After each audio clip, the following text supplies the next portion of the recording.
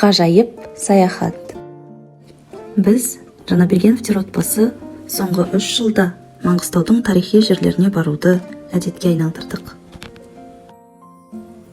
Балаларымыздың туған жерінің тарихын біліп, киелі жерлерін өз көздерімен көріп өскенін қалаймыз. Ағымдағы жылдың мамыр айында Сұлтан Үпі сайына зияратқа бардық. Сұлтан Үпі сайы терең және әдемі. Сайдың түбімен жылғалар ағады. Өлкенің басқа жерінде кездесе бермейтін өсімдіктердің бірнеше түрлері кездеседі. Сұлтан Үпі сайы мен құдығыда назар аударарлықтай. Жардан 6 метр жерден ойып салынған Сұлтан Үпі құдығының суы таза, салқын және өте дәмді. Аңыз бойынша жыл бойына бұлақтан дертіне шипа іздеген адамдар үстіне су құяды. Бір ерекшелігі, қыста да адамдар тоңбайды, жаурамайды. 2022 жылы мамыр айында отбасымызбен киелі де қасиетті Маңғыстауымның беткі ұстар орны Бозжыра шатқалына саяхаттауға бардық. Тіпті Бозжыраны Маңғыстаудың туристік меккесі деп те атайды. Қарт Каспийдің жағасында орналасқан. Ақтауға табаны тиген кез келген қонақ пен турист Бозжыраға ат басын бұрмай кете алмайды. Әрі бұл мекен облыстың символына айналған.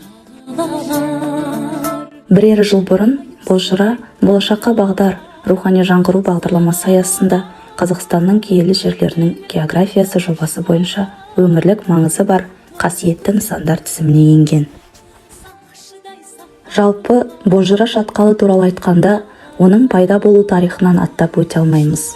Жер бедерін зерттейтін ғалымдардың пайымдауынша, Бозжыра бірнеше миллион жыл бұрын тау түзілімдерінің бұзылуынан пайда болған деседі. Бозжыра атауының өзі-ақ бұл табиғи тылсымның қандай түсте екенін айқындап тұр. Яғни айналаның бәрін біреу әдейілеп, ақ боз түске бояп тастағандай күй кешесіз.